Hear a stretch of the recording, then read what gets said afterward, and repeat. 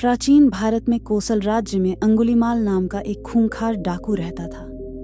उसका असली नाम अहिंसक था, लेकिन वह जंगल में लूटपाट और हत्या करके अंगुलियों की माला पहनता था। इसीलिए उसे अंगुलीमाल कहा जाने लगा। अंगुलीमाल ने एक गुरु से शिक्षा ली थी, लेकिन किसी गलतफहमी के कारण वह हिंसक हो गया और लोगों की हत्या करने लगा। अंगुलीमाल का आतंक पूरे राज्य में फैल गया था। लोग डर के मारे जंगल में जाने से कतराने लगे।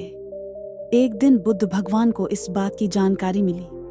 उन्होंने अंगुलीमाल को सही मार्ग पर लाने का निश्चय किया और अकेले जंगल की ओर चल पड़े, जहां अंगुलीमाल रहता था। जब अंगुलीमाल ने बुद्ध को जंगल में आते देखा तो वह उनकी ओर दौड़ा। वह बुद्ध को मारने के इरादे से आगे बढ़ा, लेकिन बुद्ध ने उसे शांत रूप से कहा, मैं रुक गया हूं। अंगुलीमाल, तुम कब रुकोगे?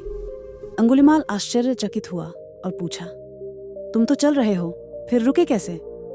बुद्ध ने उत्तर दिया, मैं पहले ही हिंसा, क्रोध और अज्ञानता को छोड़ चुका हूं, इसीलिए रुका हुआ हूं। लेकिन तुम अब भी हिंसा और अज्ञानता के रास्ते पर चल रहे हो। यह सुनकर अंगुलीमाल को अपनी गलती का एहसास हुआ।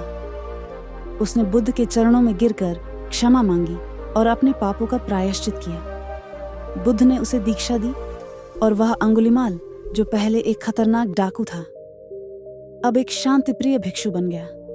इस प्रकार अंगुलीमाल ने अहिंसा और करुणा का मार्ग अपनाया और अंततः निर्वाण प्राप्त किया। यह कहानी इस बात का प्रतीक है कि किसी भी व्यक्ति का हृदय परिवर्तन हो सकता है, चाहे वह कितना ही बुरा क्यों न हो। सही मार्गदर्शन और करुणा से सभी को सही दिशा में लाया जा सकता है। दोस्तों, अगर आप भी गौतम बुद्ध को मानते हैं तो चैनल को सब्सक्राइब कर दीजिए और बेल आइकन को दबा दीजिए।